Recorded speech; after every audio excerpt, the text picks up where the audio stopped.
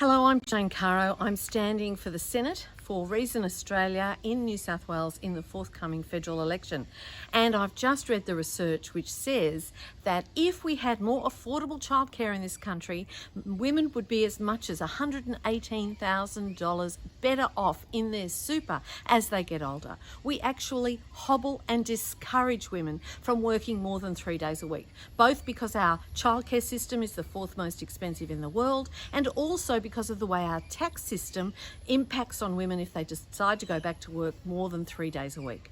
This has long-term ramifications for women's poverty as they age. 400,000 women over 45 are facing homelessness and poverty as they age right now. A majority of older women, older single women, divorced, widowed, never married, living in private rental accommodation are living in poverty. Women retire on average with half the super of men. Men don't have enough. Fully 1/3 of women retire with no super at all. If I am elected to the Senate in the next election, these are the sort of issues that I will be bringing up on a daily basis to get the people in our parliament to do something about the way we predispose women to poverty in old age as a price for caring for others. This is wrong, must stop. Please vote for me in the Senate in the next election and Reason Australia. I'm gobsmacked that in Australia we don't talk about poverty and we don't talk about class. And both of those are so important. I believe of the latest figure of the number of people in Australia, it's now gone up to 14% of the community are living in poverty. Unbelievable, 14%. And people do not want to hear that. Nope. They do not want to hear that. They do not want to hear that women over 50 are the fastest growing cohort of people experiencing homelessness. They do not want to hear that. And it's important that we do hear it, because if we don't, you can't manage what you can't measure. So if we're not talking about it, we're not doing something about it.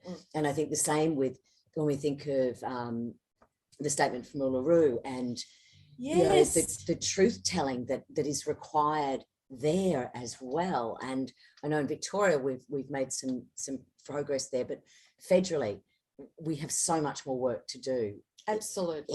in that area. And I think the statement of the Uluru statement is such a great starting point for us. And I hope that when you're in federal parliament, that that it becomes more than conversations, that we actually see those actions. Oh yeah, I mean, we have to listen to Indigenous Australians. They have many wise things to tell us, not least about how to manage our forests, our land, our climate change, all that kind of thing. Yeah. And we've been so arrogant in the way that we've just marched in and said, oh, we'll take over managing this country from here.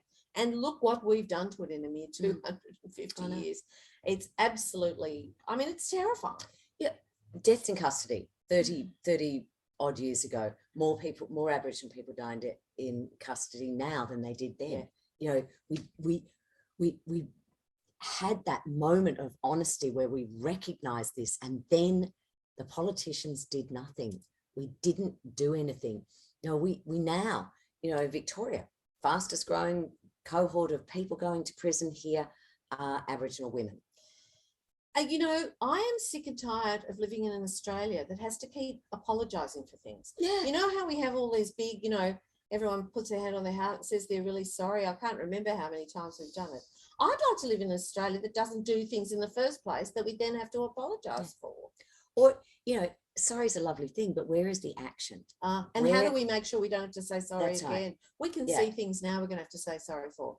What we're doing to refugees. One day, a Prime Minister is going to stand up in our Parliament and say, we were wrong, we shouldn't have done it. We all know it's wrong and that we shouldn't be doing it. That's right. And, when we look at, family violence and violence against women, again, we're making apologies again for the women. We're apologising to Brittany. We're apologising to Grace Tame for not believing her. We're apologising to so many women. But where is the action to change that? Where is the action? And we know that action is actually around equality, that it's not around people doing less. I've been handed some magic envelopes over here, I think. Okay. sorry, I'm going to cut this off because I think this person is actually cutting us off. Okay. Very wisely. Now, Robin says to us, with so many issues requiring attention, which it's really true. Going everywhere there. What are Jane's top 3 priorities? What strategies is she considering to approach these priorities? Well, my top 3 priorities, I think we've pretty well covered them. Climate change is obviously, I just think it's so existential and pressing. Yeah. That has to be the first one. Obviously, inclusivity, that really matters to me. And equality of opportunity for women, of course, but also for LGBTQI communities, Indigenous Australians, refugees, people living below the poverty line, you know, people living in financial stress who we never listen to. I know. Those people, anyone who's marginalised, left out, people with a disability, you know, dependent on the NDIS. For me, it is always, you know, the people who don't get a voice are the ones that you should be most interested in listening to and hearing. They've got stories to tell that we haven't heard. They've got solutions to offer that we haven't paid attention to. And the third one is, it's all about evidence as well. That I have 4, so 3 is hard. But the other is I'm sure Robin. I'm sure Robin won't mind. Thank you, Robin. Via Fiona. Public education, dear to my heart. We cannot change intergenerational poverty while we are entrenching it in our education system. We just cannot. We must do something about that. That changes the whole society. Public health, we've seen how stretched and overwhelmed it has been through COVID. It's so important. It is right. Public housing, shelter, education, and health are rights. They are not privileges. They are rights for everyone. Public transport, public spaces. I'm over privatising everything. It's fine in some areas of our society and works really well. It's bloody awful in other parts of our society and makes everything worse. Aged care, not a great advertisement for privatising things. Childcare, not a great advertisement for privatising things. The vaccine rollout, not a great advertisement for privatising things. I'll shut up now, Robin. No, there's actually not many good examples, but I agree with you. And I think, you know, public health it's something that people look to us from overseas, amazed that we have this system. And we take it for granted. And because we do, it's diminished. The same with our public education. You know, you and I both had public education. And, you know, when I was growing up, there was a public school in every suburb.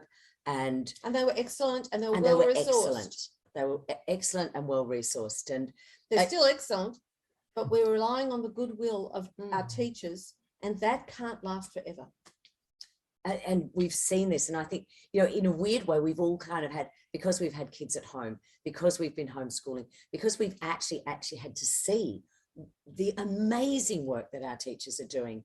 And then so many of us are saying, why are we not paying them so much more? And reducing their workloads, which are particularly about administration and data collection, which frankly the bureaucrats should be doing, and letting them get on with what they went into teaching to do, which is actually educate children. And I hear that from teachers every day. Me too. That's exactly right. And the same with our health system. You know, we have a health system that kept us going, and we still are paying minimum wage to our aged care workers, and we're paying minimum wage to people that have just been providing the most loving care to some of our most vulnerable people. So yeah, good on you. I think these are great. Could I just I think I'm going to go to the next question, but which relates to this one, but I just want to do a shout out, because I think going back to public education, and that goes back to you and I, both ambassadors for the secular organisations, but it does go back to that secularism.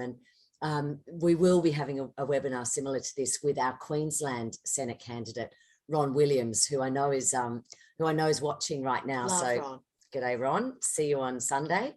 But Ron did some remarkable work in the chaplaincy program and in challenging that little pet project that was not in line with any community opinion, was John not in Howard. line with.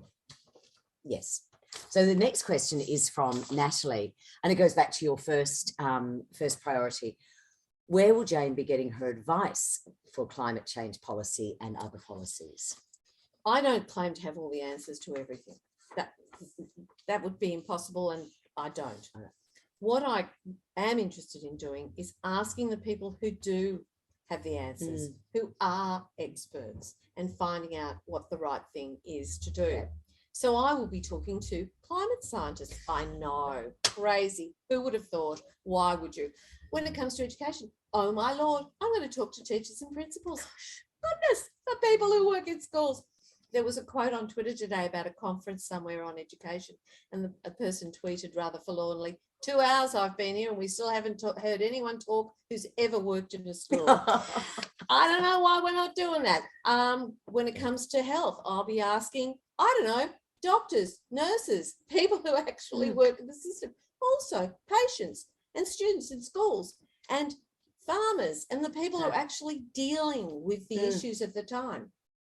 When it comes to any issue, I think you go to the people who've studied it and the people who have lived experience of it. And you ask them, what is the problem? What do we need to do? What's the best way to do it? Can I say that exactly? And I have to say that's been one of the most rewarding parts of my work as a member of parliament, is actually going out to people and learning and speaking to the experts and seeking their guidance and seeking their advice and seeking their research, and having people explain to me sometimes incredibly complex issues, but from that with that great knowledge base. And I think it is one of the great privileges of being a member of parliament, is that you do get to speak to the experts. And if only more of us would listen to them rather than speak to them. But I take that or back. Listen to the experts. Say, yeah, I can hear you. Everything you say is right, but no, it's politically impossible. Yeah, but not now. Yeah, what? but not now. And that, and I think, looking at education equity, and this comes from Natalie, saying the Gonski review made recommendations, and she goes on to say that they were largely ignored by both Liberal and Labor. Yep. And she would attest that ministers are largely from private schools, as are their children, so they have that conflict of interest. We could improve the education of students instead of investing in luxury facilities. Oh God, yes. I'm with you, Natalie, all the way. Let's forget about the social justice side of this for a minute. Let's just think about the fiscal responsibility side of this. So what do we do with billions of dollars? We put it into schools that are already luxuriously resourced, or at least resourced above the minimum resource standard. Every private school in Australia, bar a few in the Northern Territory, are resourced above the minimum resource standard, the agreed minimum resource standard. No public schools in Australia, except for a handful in Canberra, are resourced to the minimum agreed resource standard. Now, public schools educate over 85% of disadvantaged students. Any disadvantage you care to name, the majority of them are in a public school. Those kids cost more to educate than nice middle-class kids from nice middle-class households. But what do we do? So if we want to maximise their potential, and talent isn't just born into nice middle-class families. It's, there's a huge range of talent out there that we are wasting, we're throwing away. If we resourced the schools that teach those kids properly, if we gave them smaller class sizes, because class sizes do matter, particularly to disadvantaged children. If we reduced the class sizes, we gave them more teachers, we gave them more support workers, we gave them more of the things that they need, we would see a real return on our investment. Instead, we give it to these already kids who are doing fine. They're fine, but we give them bucket loads of money so that some schools can build luxurious amenities that are just beyond dreams of wildest avarice. It's such a criminal waste. And then We convince parents via marketing techniques that if they're a good parent, they have to practically sell their soul to send their children to the, and that's wasted money too. They don't have to do that. They don't have to work so hard. They don't have to be so stressed. You know, the public school system will do a wonderful job for your kids. All the research says kids from public schools, comprehensive public schools, outperform both their private and selective school peers at university at the end of the first year and continue to do so. So it's just, forget about the social justice. It's just such a waste and so foolish. And, as someone who's been doing inquiries into the criminal justice system, homelessness, and drug laws, like, if you look at the people who fall through our cracks, who end up in the acute ends of our health systems, in the acute ends of our justice system. When I say acute ends, I mean in jail, where we're spending $130,000 a year to keep that person in jail. You can bet education, Of course. and every time we start looking at solutions, like, how do we fix homelessness? Actually, you fixed equality and you fix things like education, and then you can fix homelessness. It'll fix itself, actually. And if you fix prenatal care, and you fix childcare, and you fix all the things that we just regard as, really, women should just do this because it's women's work. And do we have to pay them? Surely they can do it just for love. They're amongst the lowest paid and most important workers in our whole society. They create the future and we take them utterly for granted. We've got loads of questions, and I just actually like to apologise. We're not going to get to them all. I'll just tell you that right now. However, thank you to our social media team. They will be getting to them, yes, but maybe just not live. So we'll be certainly responding to all of these questions. Sue Allen asks, can I ask who is on the reason ticket? How many candidates? Would be great to understand them all. Watch this space. Sign up, keep watching. We've got Jane Caro, we've got Ron Williams out there. We will be announcing more Senate candidates, and we will be announcing some lower house candidates, but we're not going to run in every seat, and we're not going to run everywhere. A, we don't have the wherewithal to do that, but B, I think we need to focus as a small party, focus on the candidates that, on some candidates, and do what we can as best we can. I have a wonderful running mate. I do have to give a shout out. You do to Hannah Maher, who Hannah Maher is a policy wonk, which is fantastic because I'm not a policy wonk. And she is the most fabulous, intelligent, smart young woman. And it's absolutely a delight to be running with Hannah. Yes. Hello, Hannah. I have no doubt you are watching. Selena asks about veterans issues, and I think this is such an important issue, and it is this travesty. We again will be apologising to our veterans. Congratulations to Jackie Lambie for getting the Royal Commission into veteran suicides, because in what weird world do more of our Defence Force die when they come back from overseas than die when they're overseas?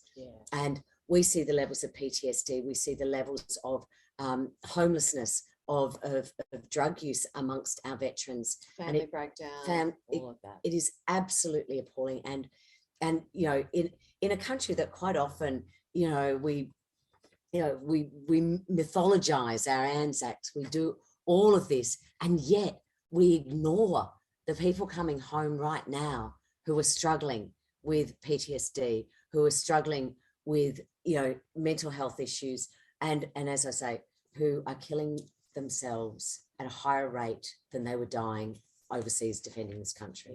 PTSD is an area we don't deal with well. No. There's an awful lot of women and children out there suffering with PTSD as well, from domestic violence and coercive control, and we give them almost no support. And as a quick aside note, something that I've taken quite an interest in is looking at some of the alternative therapies for PTSD, which certainly we've looked at things like medicinal cannabis, or even some of the MDMA, even some of the psychoactives like MDMA and psilocybin. And I've been backing and pushing for some really good trials, and I hope that, and many of them have got up, and we're seeing that veterans will be the beneficiaries of those. What about media concentration, skewing reporting, and then plus retaining the ABC as a public broadcaster? And that comes from Jeanette. Oh, Jeanette, the ABC is so important. And, you know, the ABC is to me like public education. In fact, I should add public broadcasting to my list. Thank you for that, Jeanette. That's a good note to self. It's so important. It's so vital to us as a functioning democracy to have a disinterested public broadcaster that casts a critical eye over whoever is wielding power. That's not bias. That's its job. And at the moment, we have a Liberal National Party government. It is entirely appropriate that they would get more critical media than positive because they're wielding the power. It worries me that we're not necessarily seeing that in the way that we should because of this intimidation that is run about bias, left-wing bias, all that nonsense that's spouted. The concentration of the media in Australia is another problem. This duopoly thing again. And indeed, it's almost worse in our media. But I mean, one of the things that's happened in the media environment is it's been so impacted by the arrival of the internet, which is both good and bad. So it's given a whole lot of people voices who didn't have voices before. And that, I think, has a lot to do with the Me Too movement, with the success of the equal marriage plebiscite. It's had such a positive effect. Voluntary assisted dying. So many voices have been able to be heard and not shut down. And that's because of the internet. But what it's also done is fragmented, weirdly, our media environment. It's made it very hard to make money. It's made it very hard to get employment. It's made it very hard for journalists to get paid properly, particularly if they're freelance. And so a lot of otherwise well-meaning, intelligent people are doing things a bit like crossing the floor or voting for things that you don't want to vote for because they're desperate to get a start in the media business or to hold on to their job. And because there are so few alternatives, that's concentrating the kinds of messages. It's giving power to people to be able to say, you need to push this line. And the implied threat, otherwise you may not have a job here. I'm not saying that's overtly said. It may not even be meant, but it is often the message that is felt by a lot of people who currently work in the media. And it's destructive to our democracy. And I keep going back to this. Democracy is very flawed, but it's the only form of government that I can even bear to think about. And everything that corrodes it is something we need to reverse.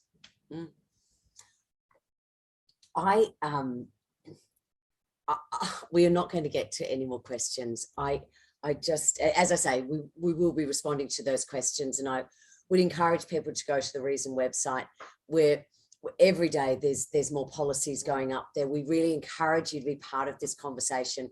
Jane's on social media. I have no idea when she sleeps. Not as often as people think, but quite a lot. But quite a lot. As am I. But we really encourage you to connect with us and talk to us, and certainly get onto our websites and see the policies that we've developed. Suggest new ones. This is the Reason Party. We're really small and and punch well above our weight, and we will continue to do so.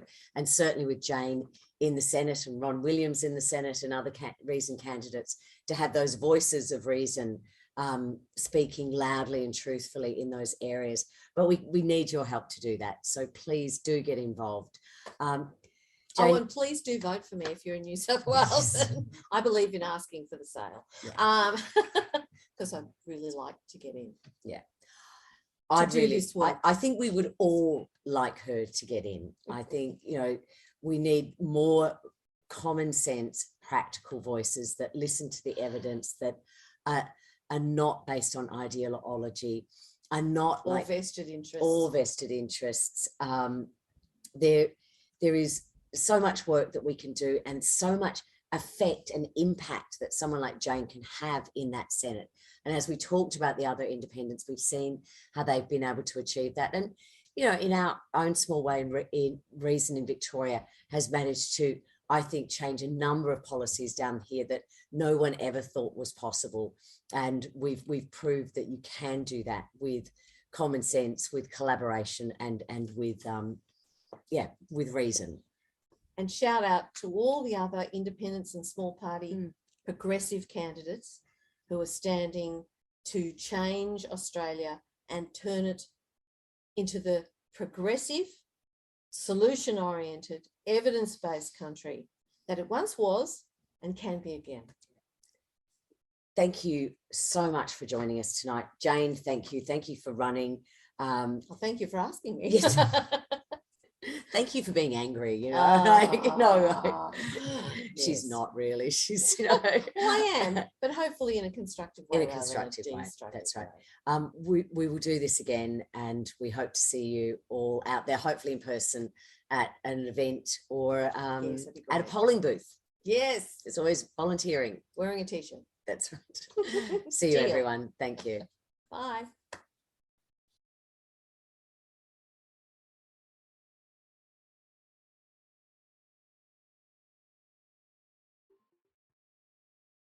Authorised by E. Sinclair, Reason Australia, Collingwood.